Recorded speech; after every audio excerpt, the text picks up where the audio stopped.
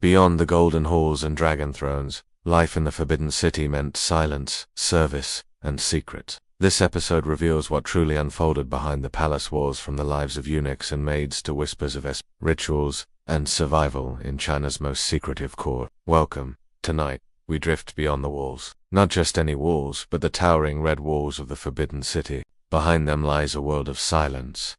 Not peace, but protocol. A place where footsteps were measured, words were weighed, and every breath served the throne. The dragon robes, the jade halls and golden altars. But tonight, we won't walk with the rulers. We'll walk with those who served them. The eunuchs who woke before dawn. The maids who memorized the empress's rituals. The silent eyes who reported what should never have been seen.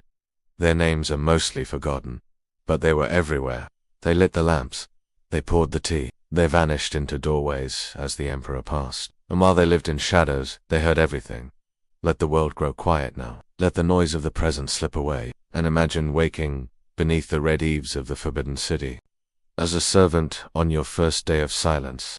Why, it sucked to be a palace servant in the Forbidden City.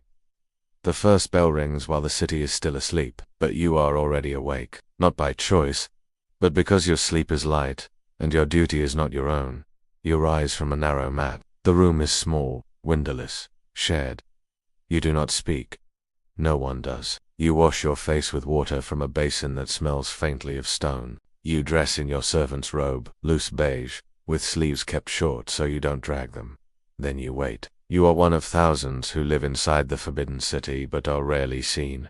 You are a servant. You've been trained not to think too much, to observe everything, but reveal nothing. To move quietly, never turning your back on an imperial figure, never speaking first, never standing unless allowed. You may be tasked with carrying scrolls, or sweeping polished floors that no one has touched, or guarding the doors of a concubine you're never meant to look at. Every assignment comes with rules, and behind every rule, a punishment. If you're late, you lose your position. If you speak out of turn, you might lose more. There is no praise, only correction. You know this, because the older servants have told you without words. Their silence is heavy, trained, perfect. You eat in a side room, a bowl of rice, some boiled greens. You sit on a low stool and listen to the wind slip between the corridors. Sometimes, you hear music from the emperor's chamber. Sometimes, you hear you never ask, and as the day turns, you will walk the same paths again. Through inner courtyards lined with red lacquer, past stone lions whose mouths never open, beneath carved roofs that have watched hundreds like you come and go. By sunset, you are still not done. You fold the robes, you bow again, you retreat, unseen, and in the quiet of your quarters, you lie down on your mat again, beneath a ceiling carved for a dynasty that may never know your name. But still, you return to work the next day, because in the Forbidden City, survival itself was a kind of ritual. The eunuch, who held the empire's secrets. He was not born into power. He was born into loss. Captured as a child, his family stripped away, his name changed, his body was altered.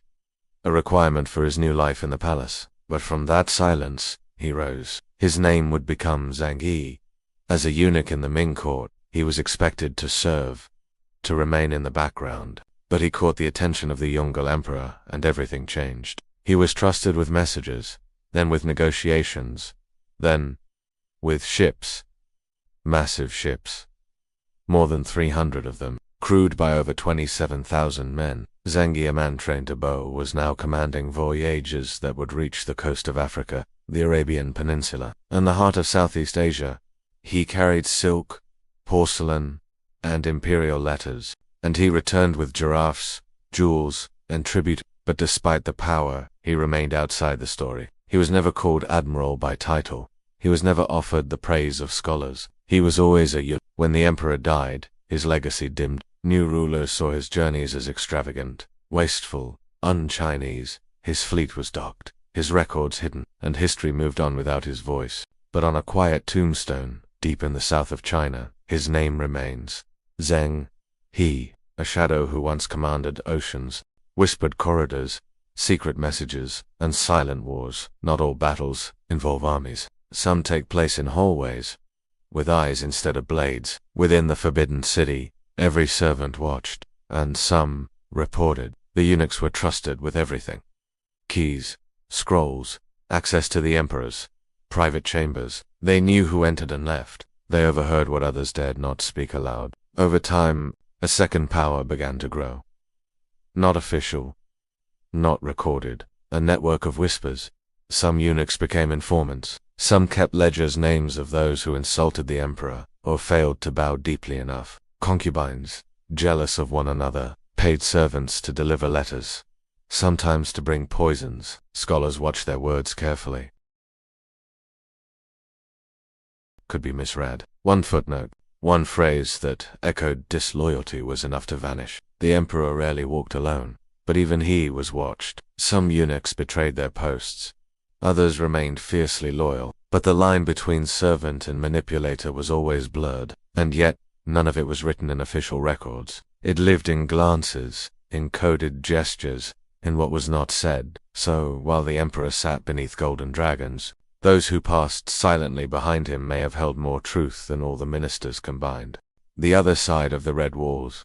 A glimpse of imperial luxury just a few steps from the servants' chambers.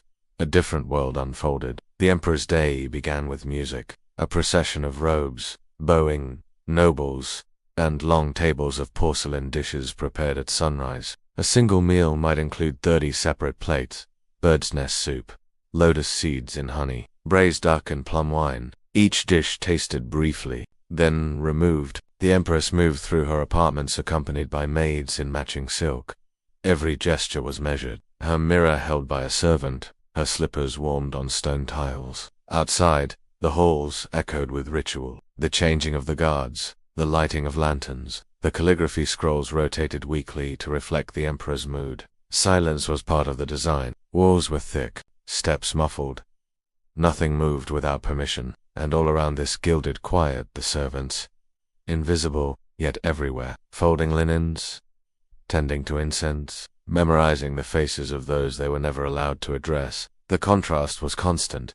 Velvet robes passing by cotton ones, laughter inside golden chambers, while a maid outside scrubbed the same stone for the third time that morning. The Forbidden City was beautiful, but for most who lived there, it was not freedom, it was performance, an endless choreography of appearances maintained by hands that never stopped moving.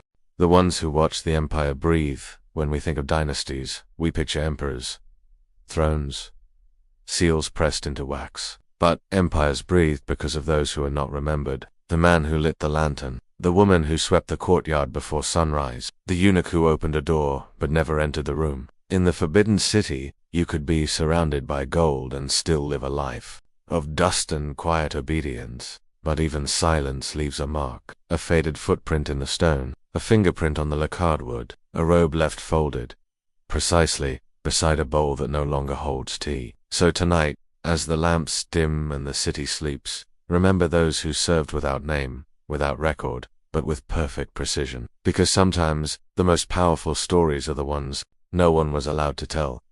Sleep well, with quiet history.